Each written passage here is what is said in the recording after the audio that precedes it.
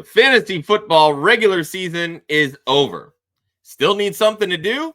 That is what DFS is for. We're going to introduce all of the DFS Showdown slates for the upcoming NFL Wild Card weekend. This video, we're going to be talking about the Los Angeles Chargers against the Houston Texans. Stay tuned.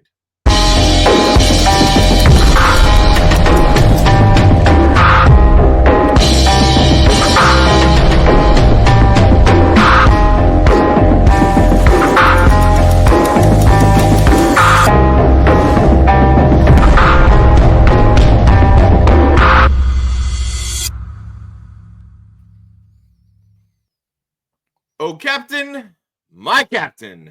This is Club Fantasy's DFS Showdown slate video. I'm your host, Joshua Hudson. With me, our DFS expert. He is Austin Amandolia. Austin, you ready to talk playoff DFS football? Yeah, it's the best time of year. It's the playoffs. You get to focus on just 6 games this weekend so we can get a little bit more in the weeds in the strategy. I like it. And Austin, tell everybody how they can play these showdown slates against us here at Club Fantasy. Yes, you can join a DraftKings league by following a link in the show description where you can play against us, some other Club Fantasy folks, and some other random people that like to really just take our money. There's some people that have been dominating that DraftKings league here recently. We will have a contest for each of these games, so you can pick and choose, play whichever one you want, play all of them. You can even do a full 9-player team for the Saturday games, for the Sunday games. We've got options. So come play DFS with us. You got it. And hit the link in the video description, whether you're watching on YouTube, listening on your favorite podcast network, it's there. And while you're there, you can also hit the link to our partners with Women of Fantasy Football and Trophy Smack. So if you won your fantasy football league and want to get in on some of this DFS action, spend some of that money over at trophysmack.com/WOFF. That's WOFF. Get yourself that championship trophy, ring, belt, wall smack to decorate your office, hallway, kids' rooms, you name it. It's all customizable, and it's there to celebrate you. So use that unique link, trophysmack.com/WOFF, WOFF, and help us support women in sports. Through Women of Fantasy Football, we're able to send 4 amazing women to the Super Bowl this year to cover the big game. We'd like to be able to provide them with more than just the passes. So every time you use that link, trophysmack.com/WOFF, that's WOFF, to purchase any and all of your achievement-based needs, we can help some great women as they pursue careers in sports. Once again, trophysmack.com/WOFF. All right, Austin, let's get into this showdown slate between the Chargers and the Texans. Our first section here is Captain Chalk. These are the chalky captain selections that everybody is likely to pick because they're the big name, but also they're just that damn good. You like a quarterback in this one, Austin, but I don't think it's the one that people want to believe in the sense that he was the hot button topic heading into 2024. Yes, heading into 2024, this would have all been all about CJ Stroud. Now it is all about Justin Herbert, which maybe it should have been all along, ? Justin Herbert, the deal is like he is prone to hit that 300-yard game, get the 3-point bonus on DraftKings. He can score 3 touchdowns passing the ball, and he's been running the ball a decent amount this year, getting it done with his legs as well. So I can very easily see a scenario where he is in the optimal captain spot. Sometimes I'll say don't play the chalk captain, but this is a case where I think there are ways to get unique and different because the Chargers do spread the ball around a lot. And so if you pick the right pass catchers that end up popping in this game, then it enables you to get different, even if you have the most rostered captain on the slate, which I expect Justin Herbert to be. I like it because CJ Stroud's been a dumpster fire all season. They've really morphed him into a game manager. But switching categories here, we're going to go into the Mutineer. This would be the Contrarian Captain choice that offers a little bit of variety and some upside in some of the larger tournament fields. Let's stay on the Charger side. You talked about Justin Herbert and his plethora of weapons. Let's talk about his favorite weapon, Little Lad McConkey. Yes, his favorite weapon is Lad McConkey, much to my chagrin, because I was not I was a little bit of a hater in the preseason during the pre-draft process. I'll admit it. But Now, okay, the matchup by the numbers, not good.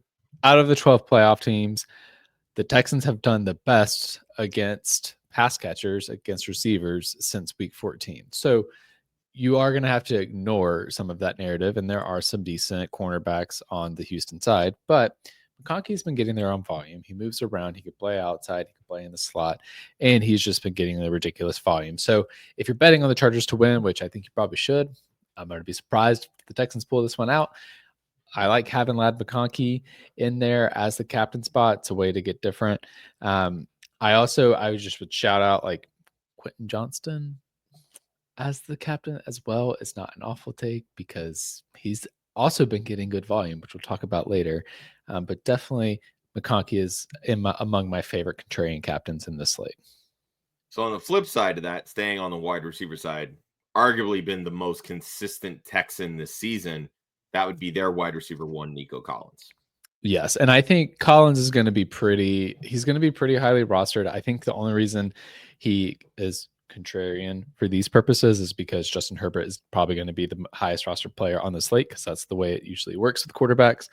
But Collins, he's also been getting a ridiculous amount of volume and he can score a couple of touchdowns. So this is really, to me too, like I feel like the narrative around the Texans has been pretty rough. Like people, I think, are wholesale casting them off. Like you heard me say a second ago, I doubt they win this game. But if you're playing multiple entries, you should play a scenario where they win this game. And if they win this game, it's probably behind Nico Collins. Yeah, 100%. I mean, just look at really the last 4 games of this season. Joe Mixon's been a ghost. Yes. He started the season so hot. He was the anchor of this offense. You know, they said they were going to play good defense and limit how much CJ Stroud threw the football and just lean on Joe Mixon. Well, apparently 12 weeks of leaning on Joe Mixon showed CJ Stroud how not to throw the football, and he just forgot. But Nico's the way to his heart, basically. That's who he targets. Really the only wide receiver left standing, considering, you know, down Stephon Diggs, down Tank Dell. But on the flip side to that, the Chargers secondary is awful. That's how you beat this defense, because running into that brick wall, they're going to stuff the run. You beat them by throwing it. So Nico, to me, I think is a great way to get different. And like you said, maybe might be a little bit more contrarian, but if you're betting on the Chargers to win this game, how are they going to keep up? It's through Nico Collins. So just throwing that out there. But next category here is going to be the first mate, because every captain needs a reliable crew. These are going to be the standouts that help you maximize your lineups. You teased them a little bit, and he put an absolute exclamation point on week 18. That would be the former bust of a first-round pick, Quentin Johnston. Yeah, I was very right on Quentin Johnston last year. And you know what? I would say I was right on him this year too, because I thought, you know, he's now a value, and it kind of worked out. I was going to say, I've been scooping up a lot of Quentin Johnston this season in Dynasty. So yeah, it's all not a Dynasty show. It's all come back around. He's weirdly getting a wild amount of volume too. That's the part of it too. Like going into the season, I would have said Johnston, you draft him late in best ball because he might get 2 catches for 70 yards and a touchdown. And it was that upside that was appealing to him. Past like 5 weeks, like he's bringing in like 7 targets pretty consistently. He had a wild amount of targets in week 18, hitting double-digit targets, I think probably for the first time ever in his career, at least in his NFL career. He ends up with 2 touchdowns. Now I am sort of chasing that a little bit, so I'm going to be cautious about it and not chase it too much and say like, oh, I'm putting Quentin Johnston in every single one of my lineups. But I also don't want to like shrug it off as like, oh, that wasn't real. That's not going to happen here, because I think that Quentin Johnston does have that potential, and clearly there's a chemistry there with Justin Herbert. So I think it's totally fine to rely on him. Another guy I did not expect to be relying on this year, or thinking was a solid stud for showdown slates, was Will Dissly, but Justin Herbert seems to like him as well. And this offense is designed to run, to set up the pass, and to set up play action, which means tight ends are on the field a lot. And so Will Dissly is on the field right now. He's come back from injury. He's replaced Stone Smart, who we'll talk about later. And he's getting consistent volume. He's been an end zone target. And again, if you're playing this where Justin Herbert's your captain, You're going to want to pair him with his pass catchers because that is going to be the primary way that he gets his fantasy points is by scoring touchdowns. Pick the right pass catchers. It'll enhance your upside. Yeah, this Greg Roman offense relies quite heavily on the tight end position, so it's not surprising really to see Will Dissly starting to get propped up in this offense a little bit. One note that I will provide on Quentin Johnston, because he typically runs more so on the outside, he's more likely to see a lot more of Derek Stingley Jr., which I think is going to limit some of that upside with Quentin Johnston. The plus side here is that they do target Johnston in the end zone, so he has that touchdown upside. Volume may be a little bit in question. I think that tends to favor Ladd McConkey simply because they use him so much more out of the slot. Let's get into the deck scrubbers. These are going to be the cheaper punt plays that can make a lineup based on one play or limited opportunity. We've largely avoided Texans in this video. So let's show a little bit of love to one of the guys that's replacing or filling in for, I guess you should say, these injured Texans wide receivers, and that would be Xavier Hutchinson. Yeah, and that's exactly what this was about. Since Stephon Diggs went out, we've seen more from Xavier Hutchinson. He's been getting some more targets. Nothing wild, but here's the deal. If you're playing a lot of these stud players like Ladd McConkey, Justin Herbert, Nico Collins, it gets really expensive really quickly. You use up a lot of your salary, and so you have to get a little creative. Xavier Hutchinson provides a way to be able to save some salary. And it's a guy that's being utilized in this offense pretty consistently. So that's really the thinking there. It's a roster building strategy. Out of the cheap guys on the Houston side, he's got one of the safer floors, and there's some upside there because if he scores a touchdown, even on minimal touches, that's all you're going to need. Yeah, the next guy here been very sneaky good. Just putting it bluntly, Demario Davis is typically a kick returner. Dude's been catching touchdowns the last few weeks. Yeah, that was the weird thing about this. I was trying to figure out, like, okay, who's the other random receiver that I can get on the Chargers side to pair with Justin Herbert, and it's Darius Davis. I was very surprised to say that. Yeah, that's my B. I wrote it wrong in the show sheet. Oh, I was like, wait a second, you did write that. I'm like, Demario Davis, that's a linebacker for the Saints, dude. You're throwing me off, man. Look, I was tired when I wrote these. Darius Davis, though, he's been doing it on minimal touches too. So that's the thing. And when you're getting down to these players like Davis, that's priced at $2,400, kind of comes with the territory. You're not really going to get like a 5, 6, 7 target regular at this price point, but you want to find the guys that actually have the potential to have that upside, to have a weird spike game, and not just pick some random dart throw. Darius Davis provides that. He's been able to get to the end zone and be productive on minimal targets. And a lot of that is because DJ Chark sucks. So they're using Davis. He scored a touchdown last week. All right. Once more, reminding everyone here listening, you can play these showdown slates against us here at Club Fantasy. Hit the direct link. It'll take you over to DraftKings, and you can join our league, play against Austin, play against myself, and some others from the Club Fantasy team. Final section, one of my favorites, the Kraken. These are the lineup traps that will sink your ship. Do not fall for these traps. You tease them a little bit, Austin. You like Dissly. Why not Stone Smart?